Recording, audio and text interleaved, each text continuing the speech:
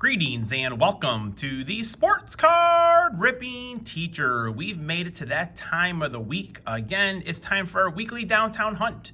Yesterday, I was listening in to a couple of different live streams. One of them was Bert's Beats with the Modern Day Breakfast Club. And one of the things I like about his lives are there's people from all sorts of communities in there. The dog, cat, food, music, sports cards community. So I always, recognize a couple of names in there, but I also find a couple new channels. And, part of the thing is just, having everyone grow together. So I'll sub some people up. But one of the things I make sure that I do is, within either that evening or the next morning is, watch a couple of their videos, leave a couple comments. So, the subscription sticks to them. And one of them was a music remix channel, and I listened to them this morning while I was working out, so that was awesome. And one of the other live streams was Zach's Sports Cards and Collectibles every Thursday, 3-pack Thursday. Do it for Dale, as he said. But he always has a guest on, and even once he had to scrounge the bottom of the barrel, and I was on there. I had a great time doing that with Zach. But he had D-Gen Rips on there. I mean, that was just an awesome episode. D-Gen Rips has an awesome channel. He'll rip something, he'll tell you what it costs, and try to find comps for the cards that he pulled to see if you won money or you got money out of the deal or you lost money on buying that box. And most people are probably saying, well, if we're watching you, we already watched D-Gen Rips. But it was awesome. He just seems like a really down-to-earth guy, cool guy to hang out with. It was fun to hear his experiences, ripping cards. So that was awesome. And late last night, as I was listening to 3-Pack Thursday, our mail finally came. And I feel like at some time, you need to just call the mail carriers in. I don't care if you got a Shohei Ohtani autograph in there, but it's dark, it's cold, whatever it is, call them in. It could be delivered the next day. But in there was a package from Mr. 95 Cents, one of our favorite channels. And I've been watching a lot of these, Sports Cards Hall of Fame videos. And I feel like Daryl should be in there. So maybe next week I'll do a video just talking about him. He's definitely one of those guys, old school, not a cupcake as he says, but he probably wouldn't care about that, doing a lot of important things. But I just feel like his channel has everything you would want in a sports card channel. So he actually sent me these right here, the Hawk, Andre Dawson. I love these league leaders, these mini cards right here. Andre Dawson, one of my favorite Cubs of all time, favorite baseball player, period. Romeo Dobbs. I can't tell you, well, I should probably tell the Cowboys fans right now how open Romeo Dobbs was in that game. They probably didn't even know that Romeo was playing. Wearing Robert Brooks's old number there, so the future is bright for the Green Bay Packers. And Ron Santo. I never saw Ron Santo play, but I loved listening to him as a broadcaster. He was a total homer, which, if you're a fan of that team, you don't mind it. So that's why, when I hear Hawk Harrelson, maybe some other people, they call homers, and I'm like, Ron Santo did the same thing. I love when people are passionate about their teams. And Ron did lose both of his legs to diabetes, eventually, lost his life as well. And I saw him quite a few times at Wrigley Field, with his prosthetic legs, walking around. I always said hello. And I always wanted to kind of maybe ask him for his autograph, but I just thought it was too cool talking to a legend like that. So I never did. I thought maybe it would just be disrespectful to do. I always seeing him, waving hi, give you that thumbs up. So Ron Santo, that's an awesome card right there. We got some heroes. Zadarius Smith, I think he's now on it was the Vikings. He may have changed teams again, but he was a great player for the Green Bay Packers right there. And Aaron Jones, one of my favorite Packers. And, this is a guy that all Packer fans, we're proud of him for carrying the G.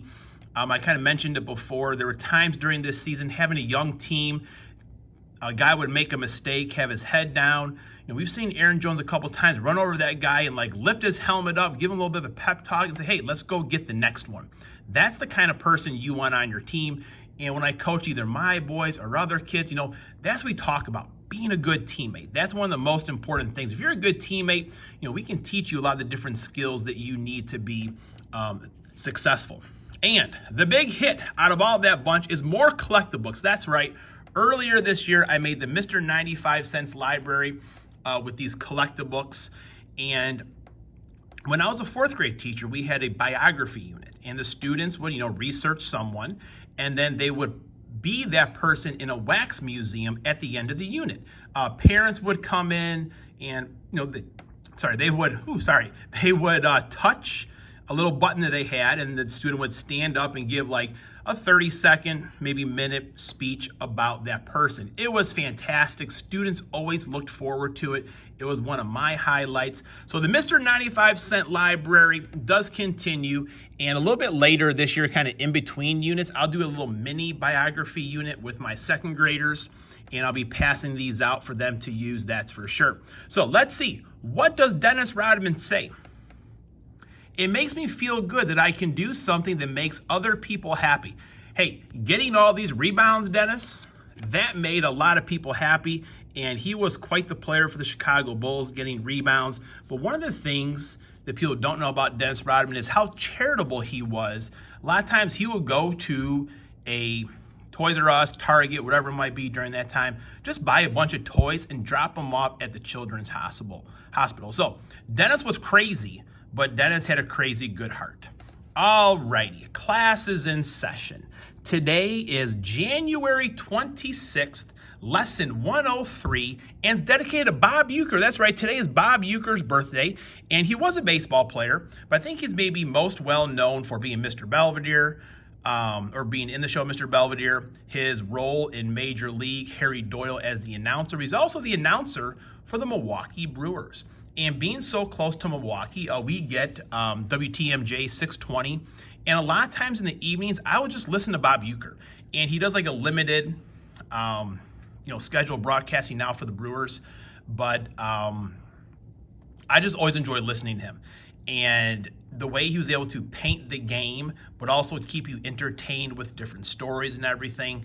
So I kind of went down the rabbit hole last night, just kind of listening to some of his calls, some of the stories he told. So it's worth the listen. Bob Uecker, not a really good baseball player at all, but good announcer, good actor as well. All right, downtown hunting, folks. I did see Rizzo's Cards earlier today do a holiday blaster. He did not get it downtown. I was pulling for him.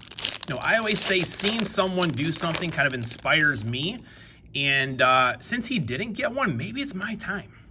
Maybe it's my time to get to downtown. Red Hot Rookie, Elijah Moore, Najee Harris. All right, this is the last pack I have of these Optic. And I hear from different directions like, will there be Optic for the 2023 season? I mean, we do have the Optic preview in regular Donruss. Some people say yes, some people say no. We'll have to wait to see. Michael Vick. That's where the downtown would be, folks, normally. Josh Palmer. Not today. Who's surprised? All right, we got our playoff games coming up here. So Lions versus the 49ers. And I really want the Lions to win. My main man, Jeff Boyle, his birthday's coming up here pretty soon. He's a long-time, die-hard Detroit fan of everything. Red Wings had some good years there. I know he lived and died with a few Detroit Tiger teams recently. I just feel it's going to be super hard to go on the road now for the first time in the playoffs. If you can be battle-tested, get one road victory under your belt, it's always possible to get that second, but the first one is going to be difficult. So I'm pulling for the Lions. I do think it's going to be a San Francisco victory, though. So I do think that a lot of the pressure falls on the Lions to win that game. And I do think, the rest of the NFL was hoping the Packers would have knocked them out because San Fran needed a little bit of time to find their footing in that game, and they definitely did. All right, Ravens versus the Chiefs. Now, the Chiefs have gone on the road, and they have won a road playoff game already. So that takes a little bit of pressure off of them.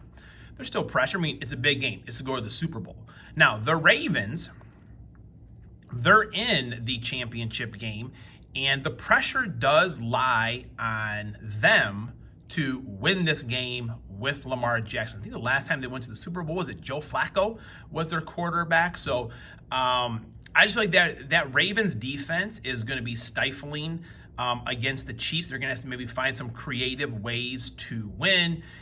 Spread it out. Pacheco, Kelsey, just can't be a one-trick pony during this game. And the Ravens, same thing. I think they're going to have a couple of tricks up their sleeve.